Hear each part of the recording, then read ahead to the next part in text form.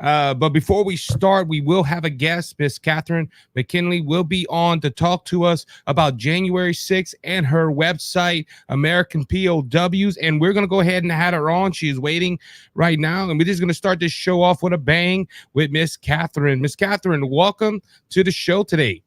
Thank you. It's an honor to be here. Yes, ma'am. Yes, ma'am. So you reached out to us a couple of weeks ago, and you said you heard the show, and you are heavily involved with people that were involved with January 6th. And I have a lot of listeners that are on that have been part of January 6th. They didn't go into the Capitol, but I know a lot of people that were outside. But there's a lot of things that are going on with January 6th, and people just don't know about. Right, exactly. So your website is americanspow.com. Tell us a little bit about your website and why did you go ahead and create this website? Well, I've been disturbed by the weaponization of our justice system.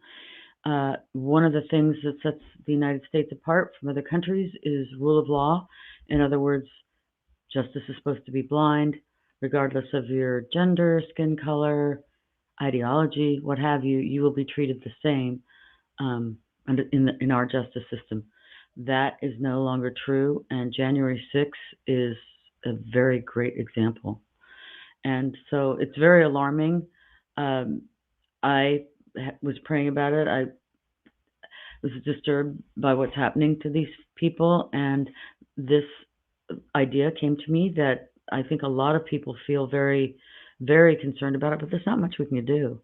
So the idea is that we can't change the justice system, but we can change the justice system for one person. In other words, if you adopt a J6er, and you can do that through my website, you can just buy a POW bracelet.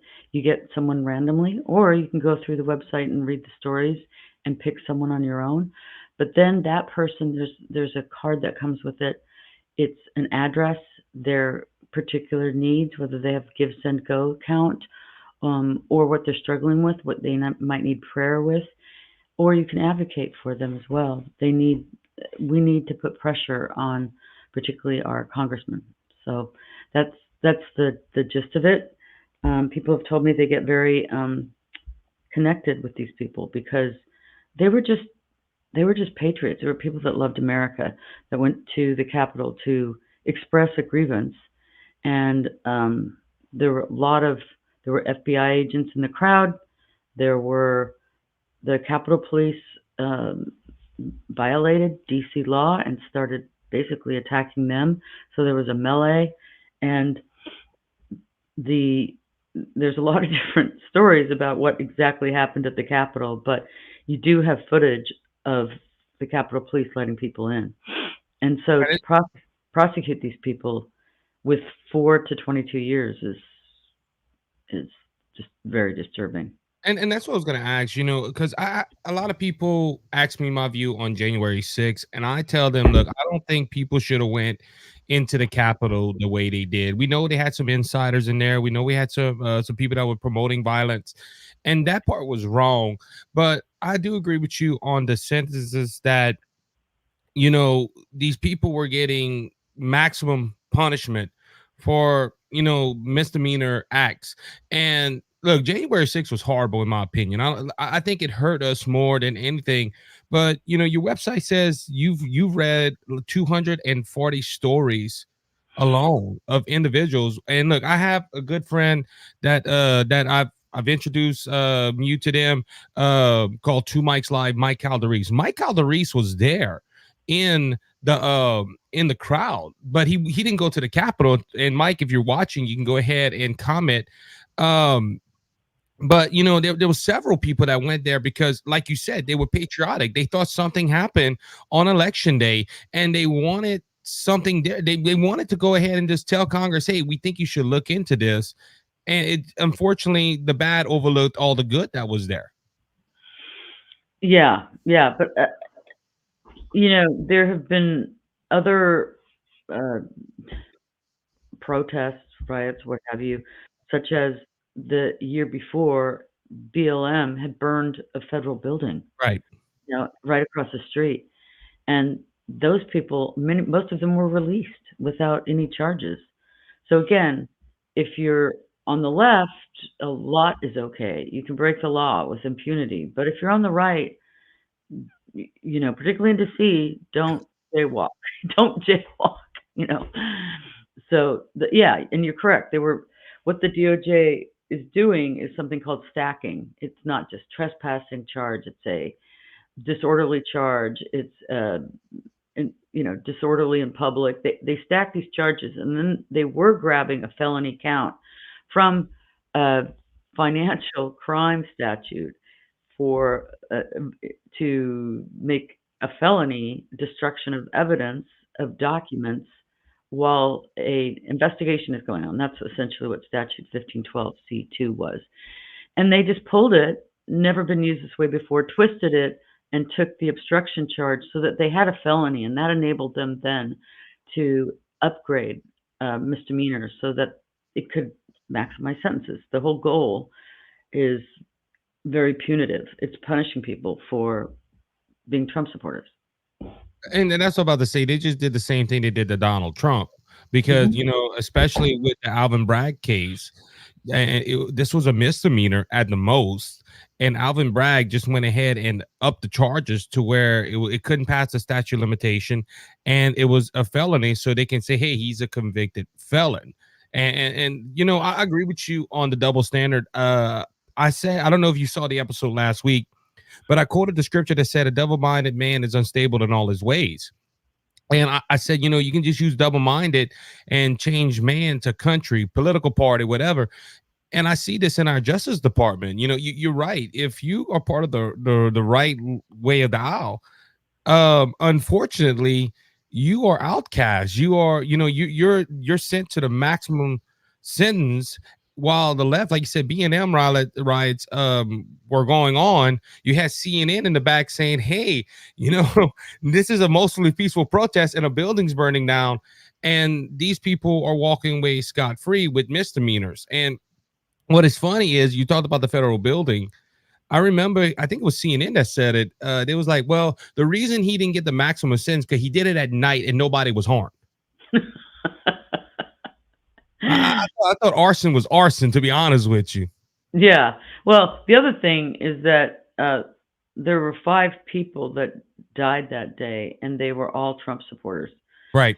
The myth, and that I would say the lie, that J6ers killed police officers is completely untrue. It's just that's And it's been proven. It's been proven is wrong in Congress. It's been proven wrong in multiple areas. Now we have some we're on live right now with Rumble and on TikTok. If you can, live audience, please share the live streams so we can get more people in here. This is a fascinating interview. One of my listeners on TikTok, Mr. John Reed, said the Democrats are pushing a black supermajority agenda with white guilt. Do you agree with that statement?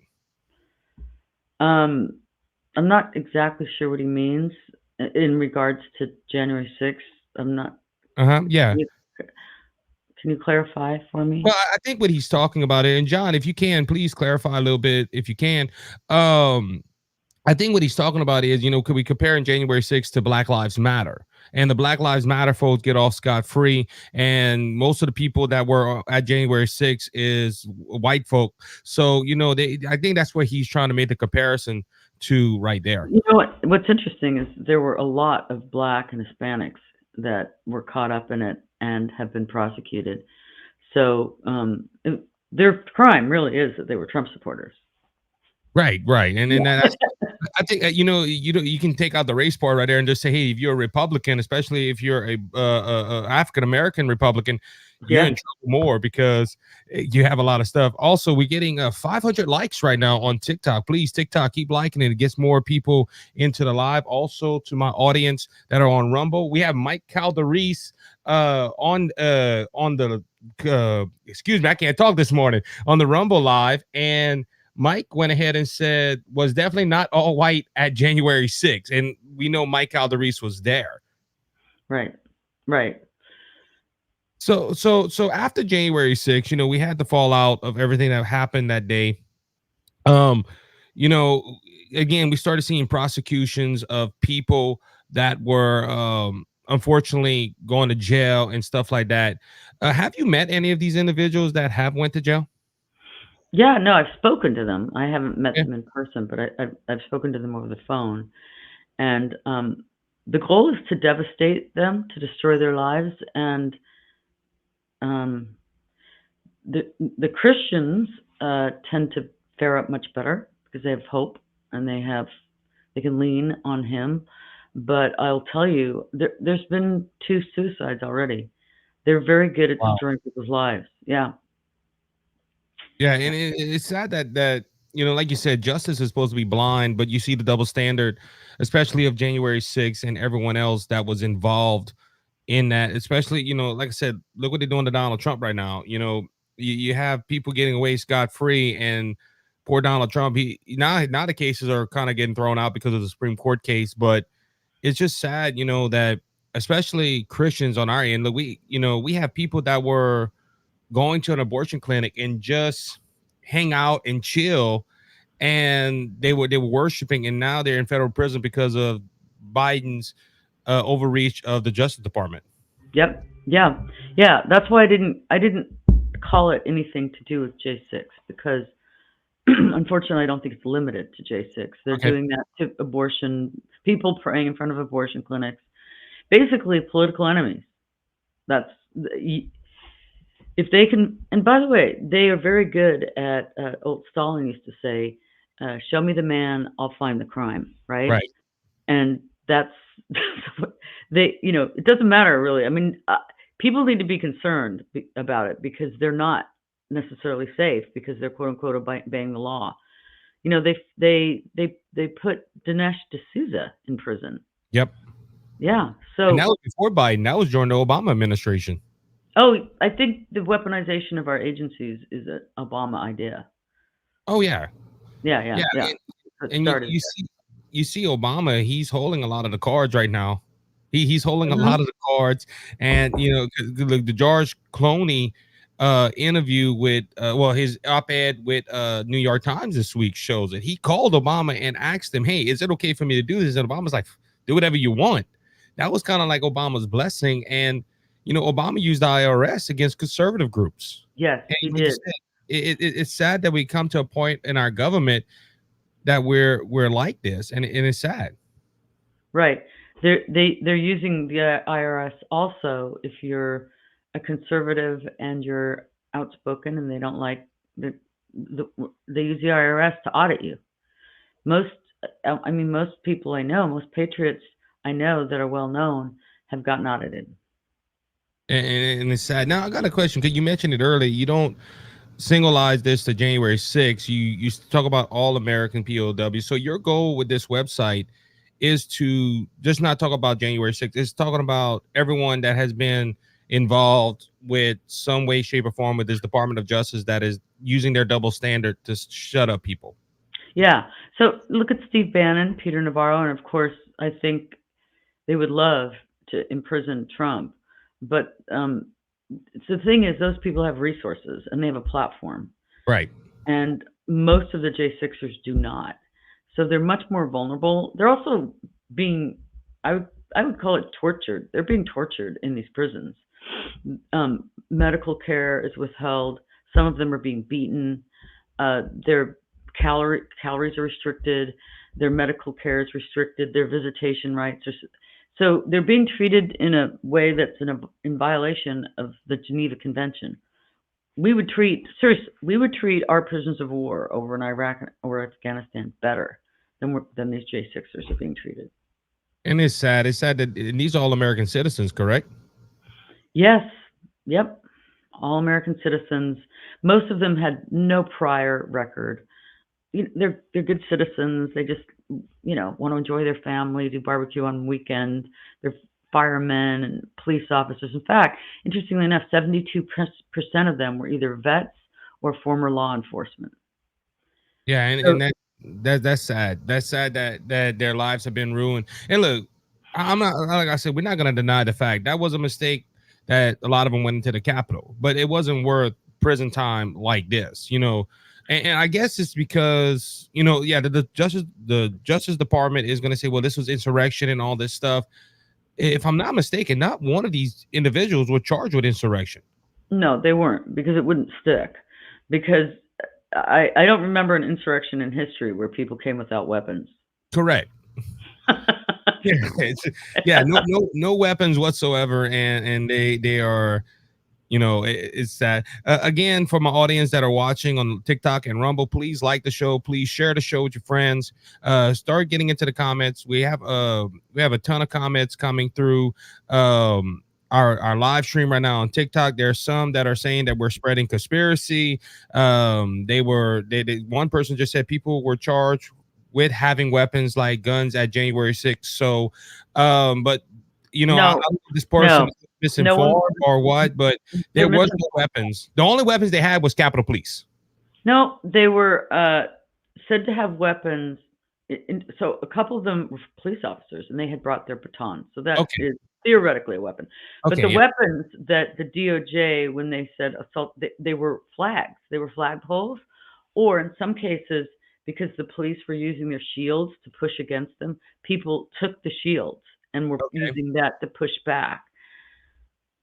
They shouldn't have done any of that, but that's what happens a lot of times in protests. And again, when the left does it, it's understandable. I But got when right does it, they'll put you away for as long as they possibly can. Yeah, and like I said, is the double standard. You had people throwing Mariel cocktails, I think it's called, into windows for BLM. And a lot of people, I'm probably gonna raise some red flags here on TikTok and whatnot. There was people that rushed the White House and they had to put Trump in a bunker. Oh yeah, And that was the BLM yeah, protest. yeah, and they don't call that an insurrection, No, well, but the point, what the DOJ was trying to do with this was to label it an insurrection because the goal of it, really, the prosecute J6 certainly. I don't know if Pelosi planned it, but she certainly threw a lot of fuel on it. It enabled, first of all, it enabled Nancy Pelosi to shut down any dissent about the certification in Congress that day. But it also, they really tried hard to create this insurrection and pin it on Trump so that they could, you know, pull the insurrection clause and prevent him from running again. Both those things, I think, have failed, except for crushing these people that were in the wrong place at the wrong time, made a couple bad choices. But if they were tried back at their home jurisdiction, like Oklahoma or Louisiana or wherever, they would have maybe gotten 6 months probation. yeah, and like I said, it just I feel the Justice Department has used that to they have used them as an example because, like you said, some of these people don't have resources. They have a lawyer that's saying, "Look, just take the plea deal, go spend a Yeah, couple of months in jail, and your life's going to be fine." But now you're labeled as a felon, or you're labeled as somebody that unfortunately, has a criminal record now. right, right, exactly. Now, Again, oh, go ahead. no, again, they're trying to destroy these people, and many of them. I mean, I talked to a fellow, Larry Brock. Um, I mean, he's still in a halfway house, but I mean, they just devastated him. He was a pilot, lost his license. Uh, Hopefully, the 1512 decision by the Supreme Court will enable him to get the felony wiped and get his license back. But who knows? Who knows, right? So Mike Calderes made a comment on Rumble. He said the pipe bomb was planted near the cops and Secret Service right outside the DNC. There was a few things happening that day. For the last 4 years, well, 3.5 years, we heard that this was all Donald Trump's fault. Donald Trump led this insurrection. But now we got video footage of Nancy Pelosi saying, "Look, I'll take the blame for it. I should have got this." And even Democrats that probably on my TikTok are telling me, "Oh, that ain't true." But I've seen the video footage. It's on Rumble and many other platforms. Yeah, exactly. She's admitting that she should have asked for more support. Trump maintains that he did ask for more national. He asked for National Guard Right. beforehand, but there's a he asked for it at the time of too. And there's a general colleague, Kellogg, that was said that has testified he was with him. He asked for National Guard that day, and the chief of police, who was fired, the chief of Capitol Police said, "I asked for backup and had to wait 70 minutes. 70 minutes. What? Wow. So the police were overwhelmed because if you look at the video, there's just not enough police for that number of people to hold them back. So we have a comment on TikTok. Someone is named Cranky said the president is the only one who has the authority over the National Guard of DC. If he asked for the National Guard, it would have been there. But it's already been proven, Cranky, that that the Nancy Pelosi and the mayor of DC had to approve that as well. Donald Yes. Trump told him, "Hey, you can have them," but they declined not to do. That has been proven multiple times. Yeah, and he also asked for National Guard day of, but again, there's there's jurisdictions. He can override the will of a governor and a mayor, or who else? City council, but it has to be an emergency. It's really not okay Right. for the president to order National Guard into your city. No. So that's why you saw in certain jurisdictions during the BLM riots, they had National Guard backup because they said yes. And the really woke cities like Portland and Seattle didn't want any extra police because they wanted what happened to happen. Yeah. I, Yeah. I agree with that. I think there was a lot of things going on January 6th, and unfortunately, January 6th committee didn't help out anything either because their whole target was not to find out the truth. Their whole target was to go after Donald Trump. Now we Mike Calderis went ahead and quoted on Rumble again. He said again, not true. The president doesn't have power of state, National Guard. The police chief asked Pelosi number of times. So Mike Calderis, who was on January 6th, he was there and he talked about this as well. And on his show, Two Mics Live, go check it out on Monday, Wednesday, and Friday, 7 Eastern Standard Time. He talked a lot about it on January 6th. And going back to the people though, how many people were affected by that day? You talked about it in your website.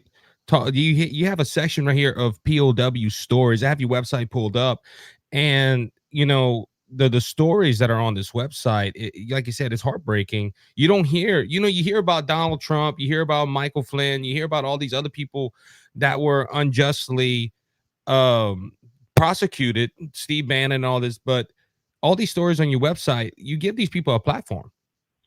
Right, right. And tell their story from their perspective. Because if you Google any of these people's names with the term J6, what you'll get is all this horribly negative press that they were insurrectionists and they were violent and crazy. And it's it's just not true. It's just not true. So I'm telling their story from their perspective as good as I could, because the stories on my website are of folks that are in prison. They're in prison, so I can't. It's hard for me to get feedback from them, and then their families very wary of the press because the press has been so abusive. So I contact them anyway. I haven't been able to get feedback from the family either. So So I got a question. You talked about the media, and I'm not trying to puff us up. I'm not trying to puff up conservative small podcasters like myself and Two Mics Live and Scott Ford and all of these people, but do you think this is why we should go ahead and make shows on Rumble, YouTube, TikTok, so we can get the word out there, even with people, Miss Cranky or Mr. Cranky? I don't know if it's a Mr. or a Mrs. But you join our live stream and you join the conversation. I wish we can get more comments in, but you can have a conversation with people and you can get the word out. yeah, yeah, absolutely. I think the reason why the left, and the ideology behind Obama and now Biden is Marxism. I mean, it is. It's Marxism, and the idea of Marxism, the last couple places that have gone Marxist, such as China, Russia, Cuba, they have to restrict the information so that people don't really know what's going on. And our government has done that to some extent, but the independent media is where it's at. Those are the people that are growing in audiences. Uh, so they're not able to really restrict information. And of course, Elon buying Twitter made just exploded the concept and the ability to have true free speech in a public square. But I think what we have as it's a gift is all the independent podcasters like yourself that they don't you don't reach 30 million people in a pop, but you reach enough people that you can make a difference. Well, and like I said, this is why. And look, I know to throw their name out there, and Mike Calderese, he could back me up on this. This is why we encourage people just not to listen to myself, but to Mike's Live, to Scott Ford, my friends Culprit Canteen Cup that are on YouTube. And look, Mike knows a lot of other podcasters. We all bond together. We all team up. Mike, you might know because if you're on the live, you can put Fuel with Fire, I think it is. There's a lot of other podcasts out there, and like you said, yeah, we don't reach 30,000 people or 30 million people at one time. But if you think about it, 5 or 6 podcasters all broadcast and have you on. Guess what? We're going to reach a lot of people. Right, right. And I want Americans to be set straight about J6 and to do what Americans did during the Vietnam War. The Vietnam War was a pointless war, and there were tons of people protesting it. America was, for the most, for it because we'd been told it was necessary to fight communism. It wasn't. It was a civil war, and the um, Defense Department head at the time, McNamara, came out later and he felt very guilty before he died. He said it was a big mistake, and he admitted it was horrible.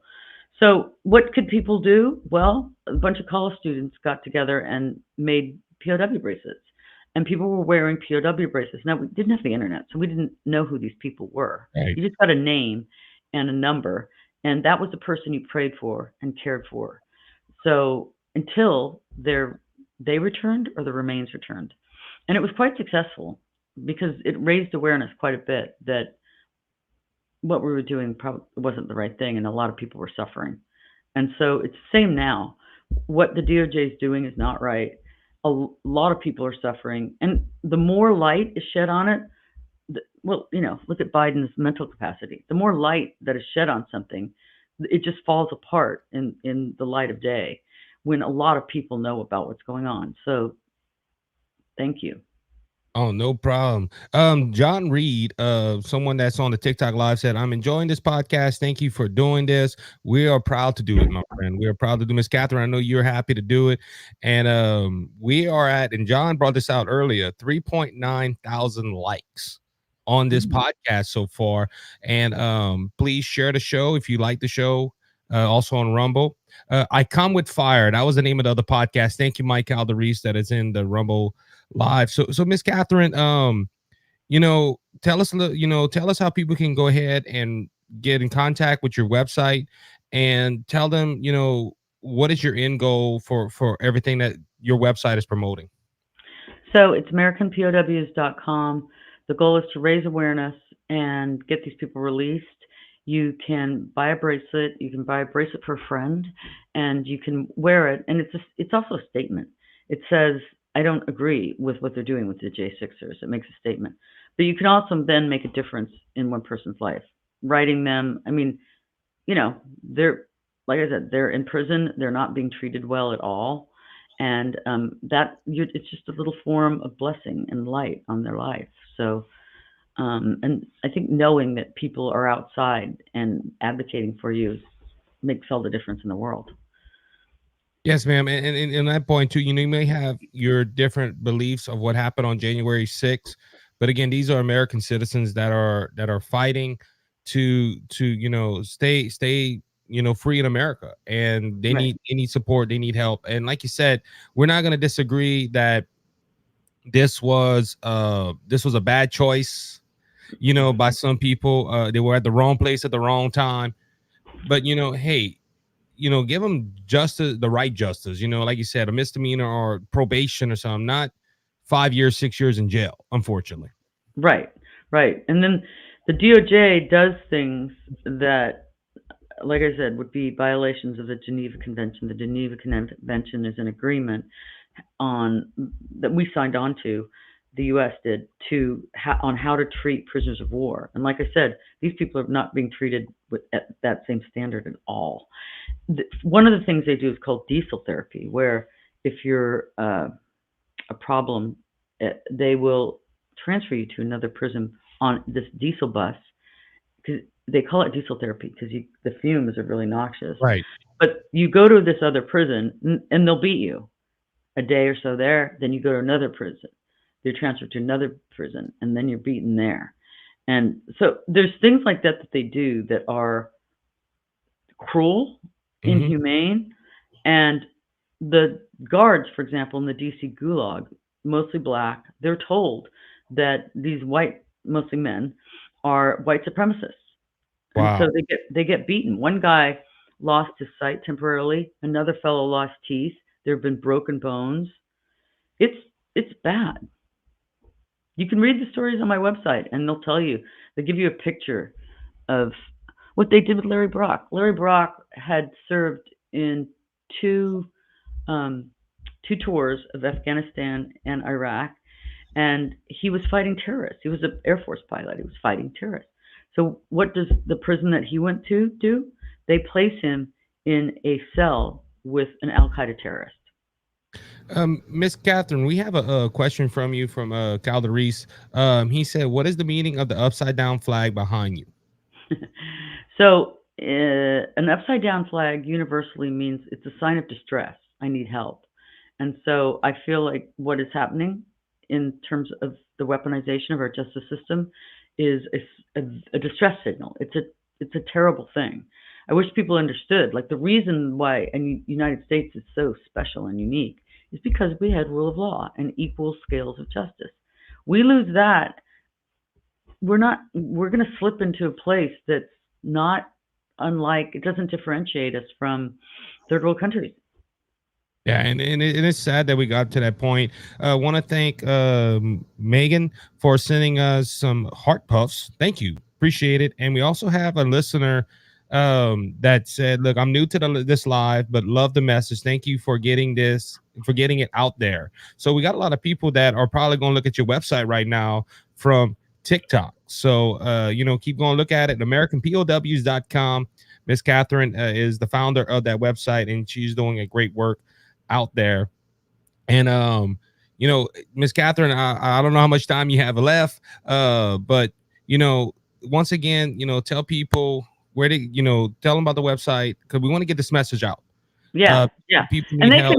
they can reach me also. They can Okay. email me at km@americanpows.com. Um, if they have questions or they want more information. But you could spend a lot of time reading all those stories on the web. We tried to keep them short, but some of them, the extenuating circumstances. I mean, one fellow lost his. He was in the process of adopting a child, lost the adoption, and then Wow, his wife divorced him.